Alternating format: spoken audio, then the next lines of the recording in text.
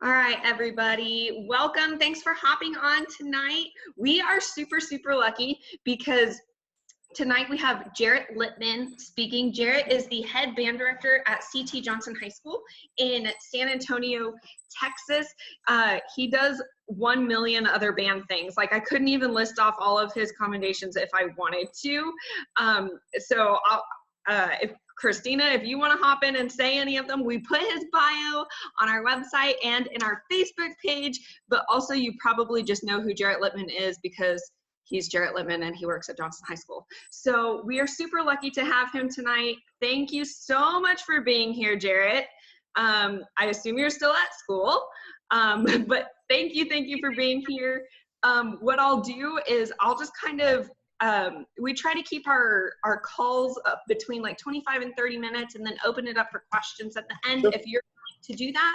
And I'll just kind of let you know when you're getting close to that 25-minute mark, just so we're super respectful of your time and our first year teachers' time. So I'm just gonna pass the mic to you. Okay, am I coming through okay from your end? Yes? Okay, cool. Hi guys, how are you tonight? So I was sitting actually as we're finishing up a band parent board meeting, and it's like the day that keeps going. So hopefully you're having a great time, wherever you're at and whatever your first year has been like. I think I didn't have something like this, when I was first starting. Hi, Jet. I didn't have something like this when I was first starting. So to watch this actually come to fruition and to have it happen.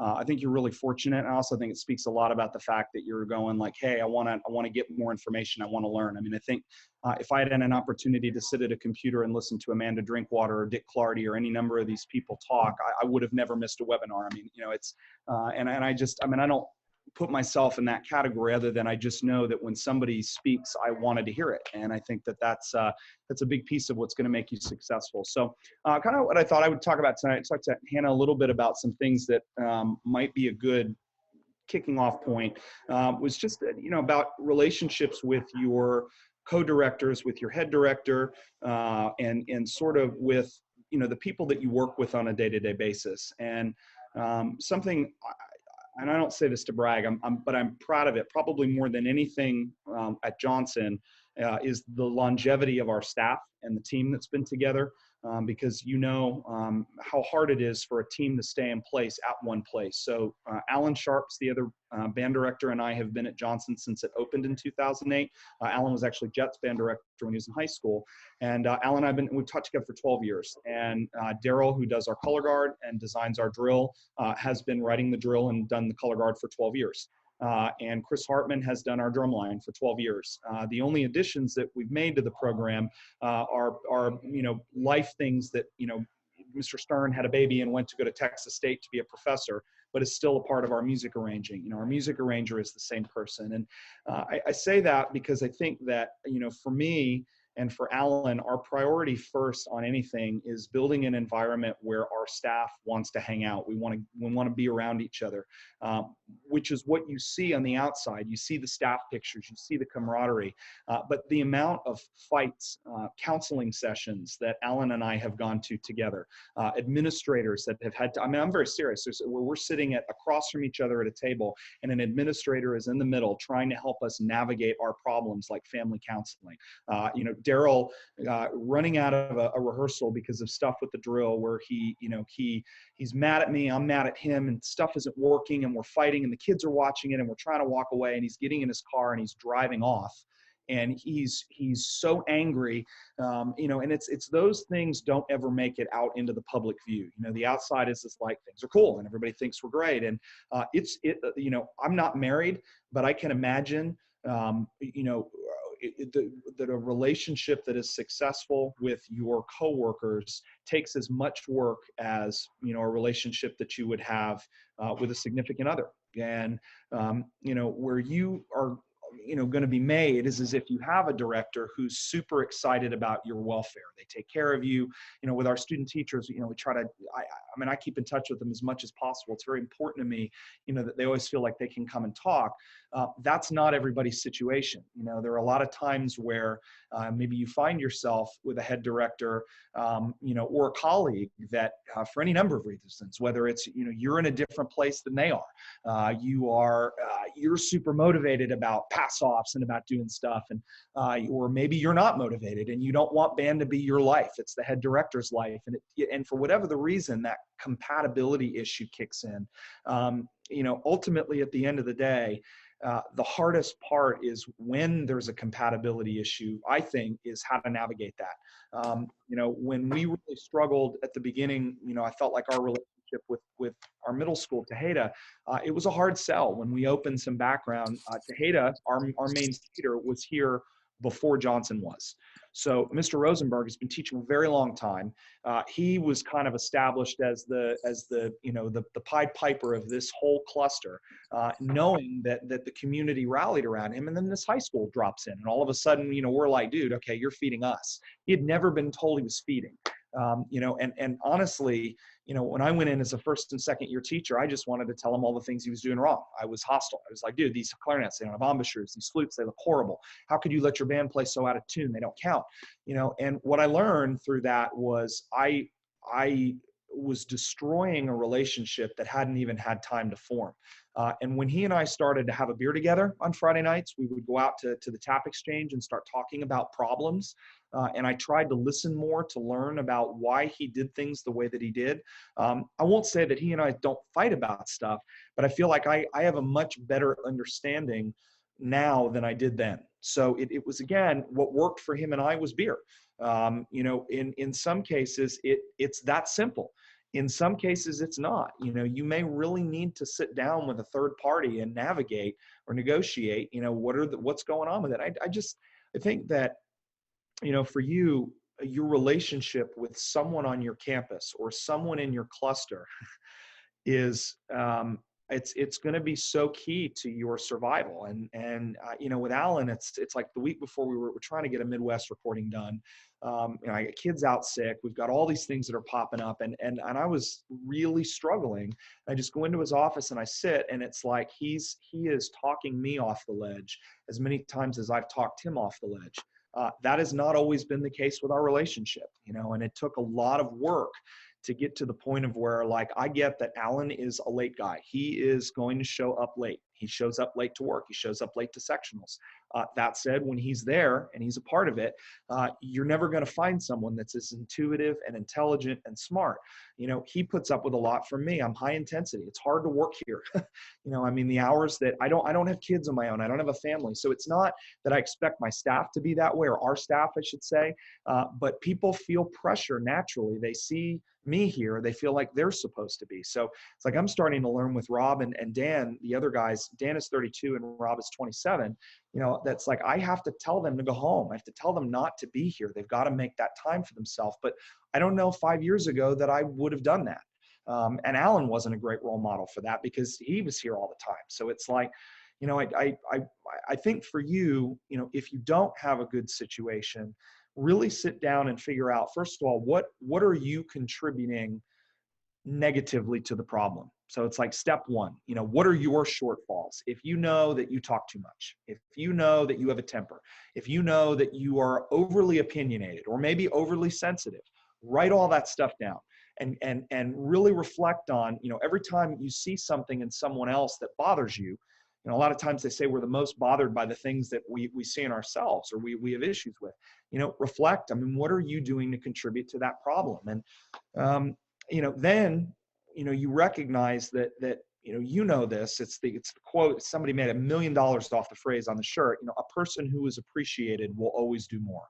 So it's, what are you doing to express to your head director or your colleague that you appreciate it? Everybody does something that you can value, and that's the biggest part, is that you live your life, you question your own contributions, well, so does your head director, and I guarantee you, or your assistants, for everything that seems one way on the surface, when you really boil down to it, we never really know what's going on inside the head of someone else. We don't know their family problems. We don't know, that you may be the sixth assistant that they've had in 20 years. And that's as much of an adjustment for them and as it is for you. And, it isn't ever one person's fault though. So I just, when you feel like the relationship is at an impasse, or it's not getting better, communication is important. So, sitting down and again, I mean, it's even something as simple as, if I have a problem with Alan and I go, Alan, you're not doing what I told you, or you're not doing what I asked, or, versus, what I try to do is, hey, when you come in late, I struggle with it because I feel like, it sends a message you don't care. It's how I feel. And I know that's not what you're intending, but it's how it comes across.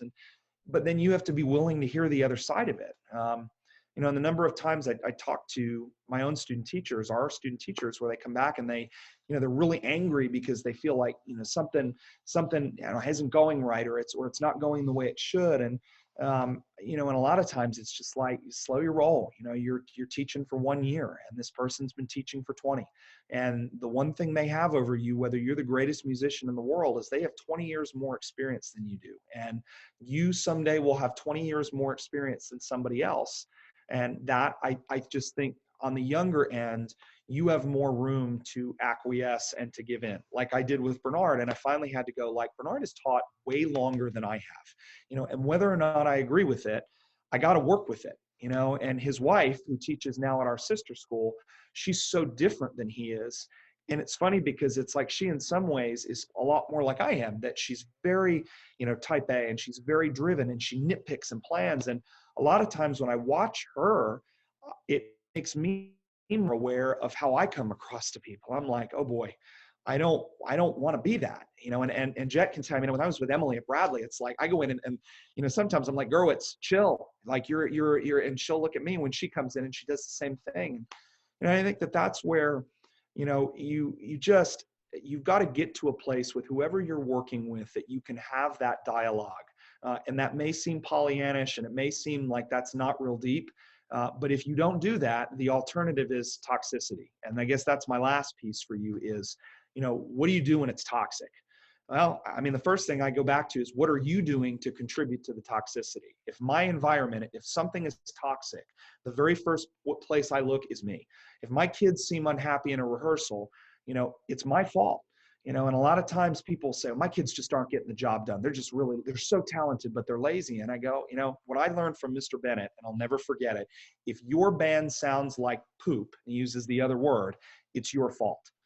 And you really take that ownership and you go back to the same thing. If my relationships with people are bad, I mean, is it them or is it me? And sometimes it is them. And you have to be able to really sit down and identify if it's toxic.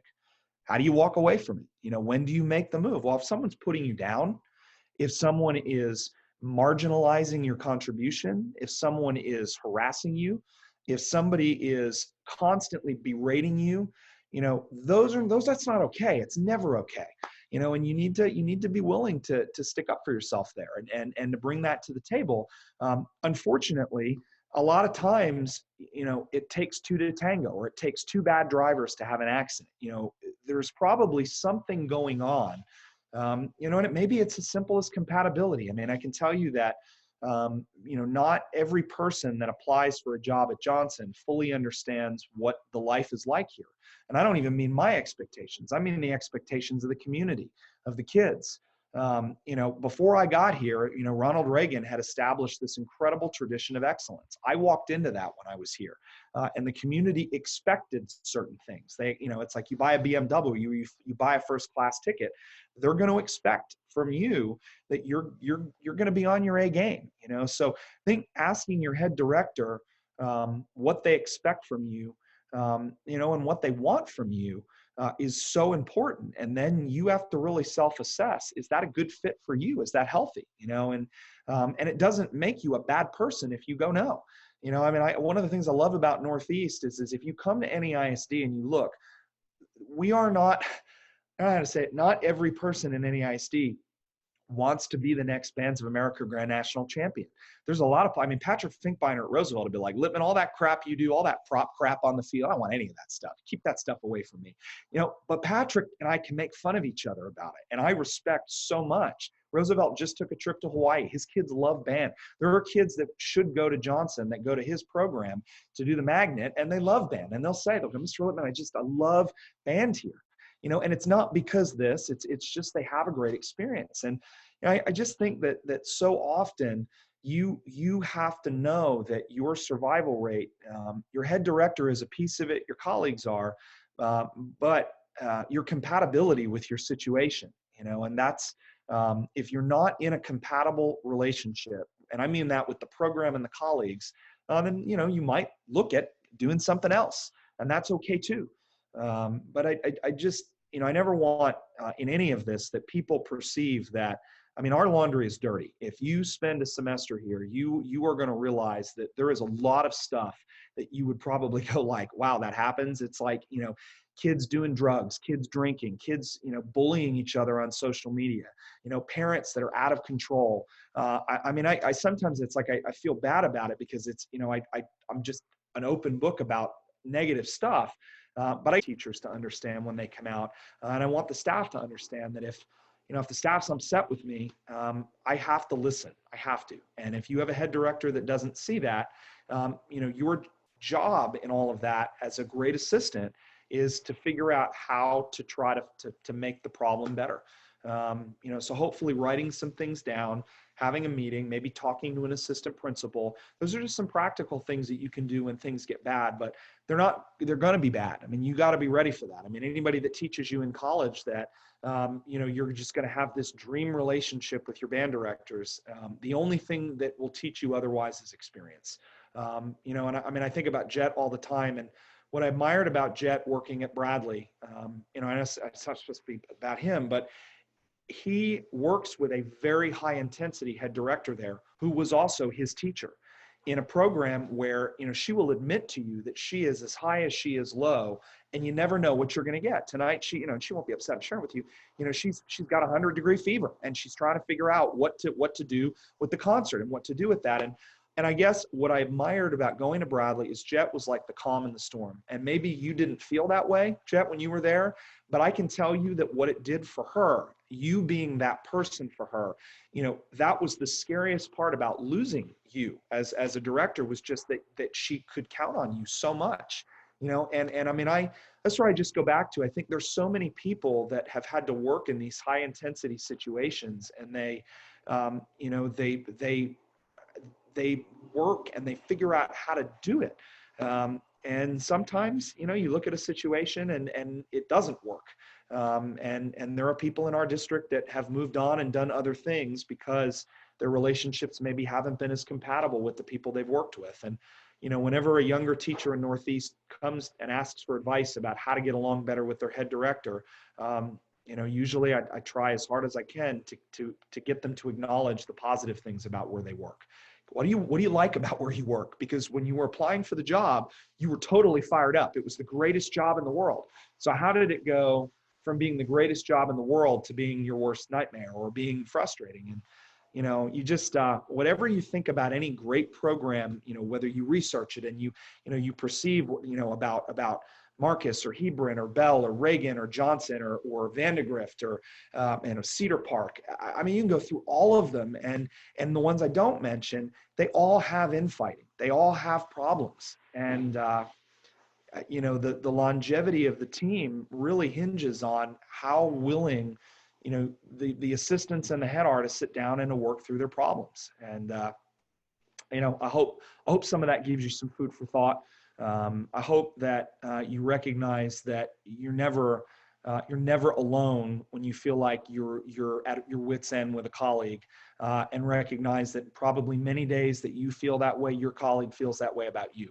And you know, the give and take about how to keep your ego in check, it's the hardest thing, because we all have that ego, and a lot of times it gets bruised. And, you know, even when we know we're wrong, having to admit that you're wrong is sometimes harder than not admitting it. You know, and I think that's what I got to say on that. So is that good, Hannah? Does that help?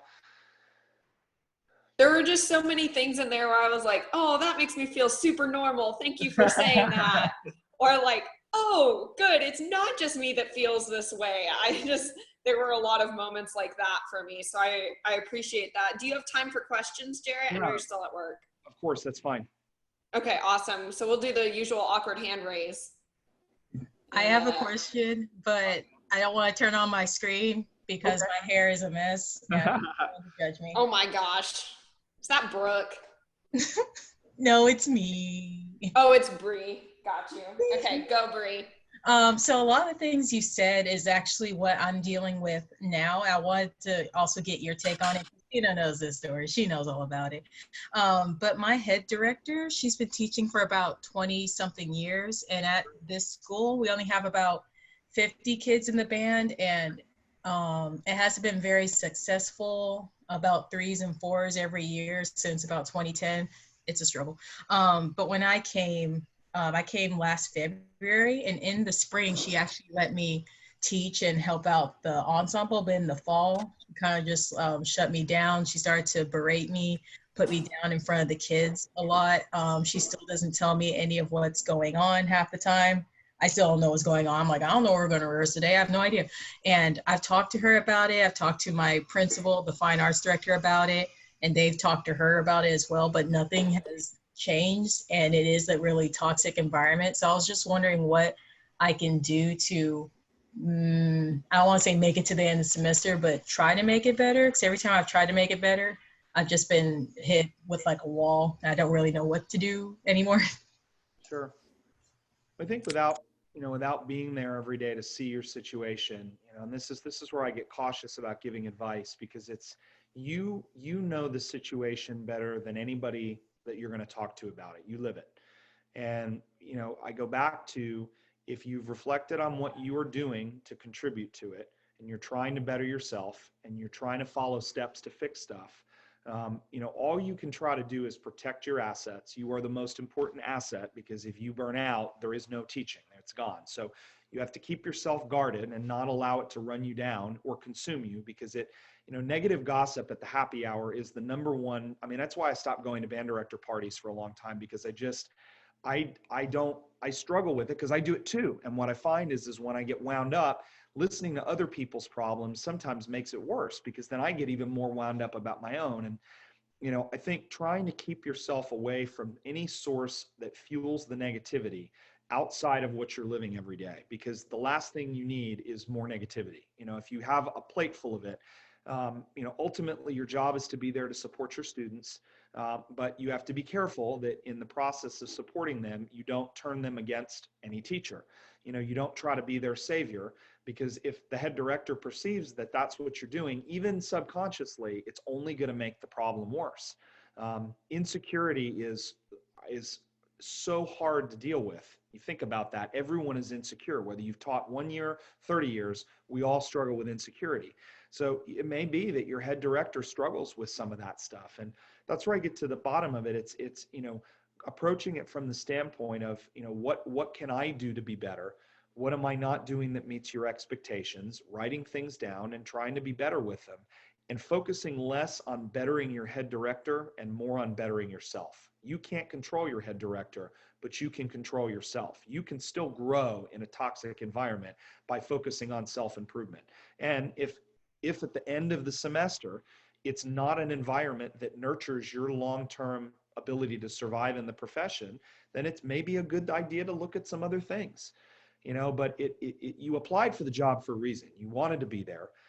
They hired you for a reason. They believed you were a great candidate for it. So that ingredient was there. But it's again, you just go back to the step process, make the list, self-assess, what things can you control, what things are you contributing to it. And, but if you're going to try to fix your head director, that's dangerous. You are not hired to fix another human. You're hired to fix yourself and make the decision whether or not, you're compatible with that person. But it just becomes, it's a lot on your plate, especially if you say there's issues with ratings. I mean, you can imagine if there's been issues with ratings, you're probably not the only one that has been wondering about it, you know? Awesome. Thank you so much. Welcome. All right, Lizzie. You were Hi. just waiting for. Hi, it's nice to see you again. Good to see you too. There's always like this joke that I always ask the question, no matter like who's talking or what the subject is. I always have to ask a question. So my question for you is kind of going off of what you've talked about, but hopefully that can be beneficial to me now in the future and like for anybody else in a situation that can come. But how would you spark the conversation about creating or establishing a culture at a program? Because I'm totally aware that I'm young and chipper, and want to do all the things, but my band director's also been at this campus for 23 years. So I mean, for you guys, of course, you had to have that conversation when you opened the school, like, and took the community's thoughts into account. But at somewhere where it's already kind of established, how would you spark that culture conversation? I go back to it's not his quote, but it's a quote that he leans on a lot for me. And that was Art Chambers was the band director at Reagan for a long time when they were doing really well at nationals. And he opened the school and was there up through 2006. And he was my director at Crossman, and now his children are in the Johnson band. And even that metaphor, you know, when I met him, he talked a lot about, you know, band directing is a marathon. It's not a sprint. And when I was first getting out, I picked a lot of fights when I was the drum major at Crossman, because I thought as the drum major, I knew better than the staff, including staff members like Gabe Musella, who I remember fighting with when I was a 21-year-old drum major. Gabe was, you know, perennial state marching finalist. He was kicking butt in honor band. I mean, he's Gabe Musella. He's now the assistant, you know, UIL state music director. And I told him he was an idiot when I was a drum major. And the only person that was an idiot was me. But again, when I was 21, you weren't going to tell me that. And the damage that I did to my relationship with Gabe, and I remember thinking I was so sure I was right at 21. I was certain he's wrong. We have to play loud. This is drum corps. And Gabe would be like, these kids don't even know how to play their instruments. Why are we going to tell them to play louder? And we would argue. And I think Mark would just go, you know, easy, man, easy.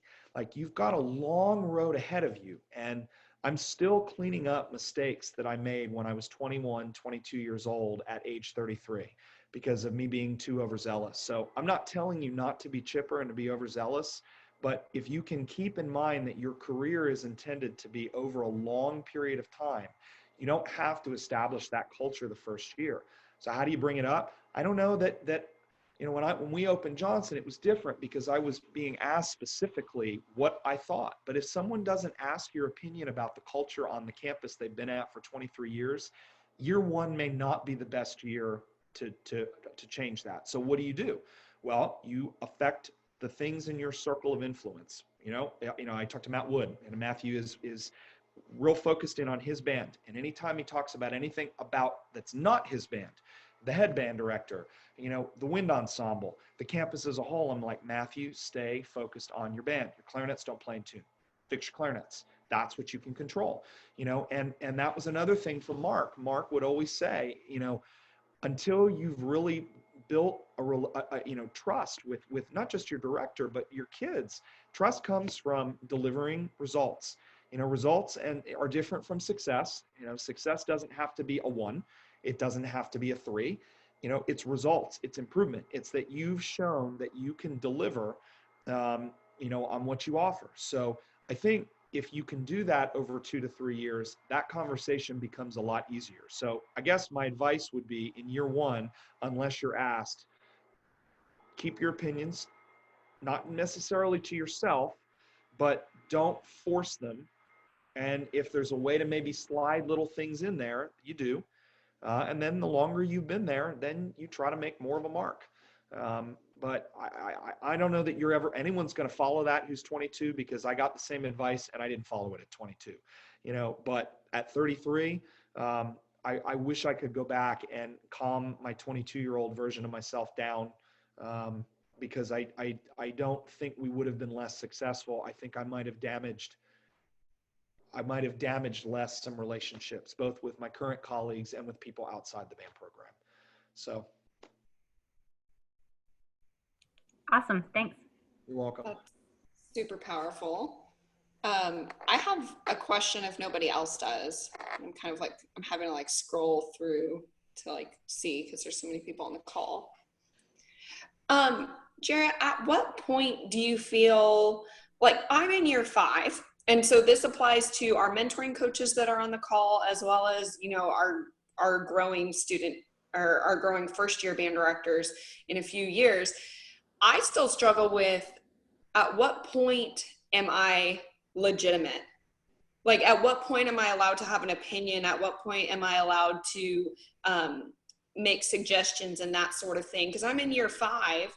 Yes, I'm in a new environment, but I have a good track record. Like, how do you, as a head director, kind of gauge that or expect that? You know, I feel like I'm being asked to, you know, give my opinion, but I'm hesitant to do so because I still feel like a first year teacher. I felt like a first year teacher every year that I've ever taught. Well, I mean, I'll go back to, we just had a principal retire that was our principal at Johnson from year 3 until just this December. And I will use the word devastating to me, because he was a principal, he was a friend, he was a mentor. He valued what we did. He valued our staff. He came to talk to our kids all the time. I could go into his office and I could lose my cool, and he didn't judge me for it. And he listened, and he treated me like, you know, when I was 25, he allowed me to voice my opinions like I was 50. And then he would share his, and he was never condescending. And the longer I was around him, the more I realized how abnormal that was for a leader. And I realized how much humility that took and how special he was. So we have a new principal that was a parent. It was a football parent actually here at Johnson. And we're 2.5 months in.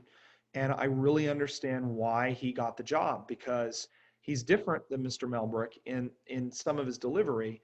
But the common denominator is he asks questions, he really listens, and already 2.5 months in, he sees that things have been working well, and he's going, you know, what can I do to support you, not what do I do to change this?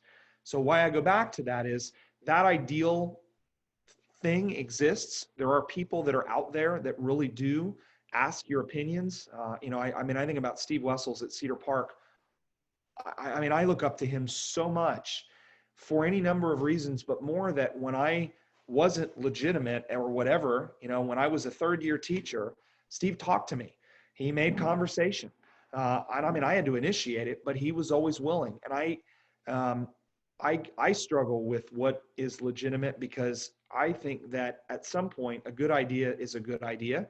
I think the hard part is, you know, are the people that you work with humble enough to be open to the ideas that you have as a young professional, and not taking that personally, because you recognize maybe in their life, they didn't have a John Melbrick. They didn't have my principal there for them. So they are only leading as they learn to be led, which is you do what I tell you. There are other bosses that I know that are in our district that don't behave like Mr. Comalander or Mr. Melbrick. And I don't even think they realize that they're doing it. It's just their nature. You know, they don't ask first, they tell. You know, so I guess my advice in that is, first of all, you know, recognize, you know, are you being professional? You know, we say young professional, you know, and are you handling yourself professionally? But don't take it personally. You know, it's not, you know, you're legitimate when, you know, you feel comfortable enough, you know, that experience has allowed you to have some things to offer. You know, a lot of times, you know, people, you know, they want to make and I go to Lizzie's thing, they want to make a culture change because they go, well, the culture at X school is this, and they do well.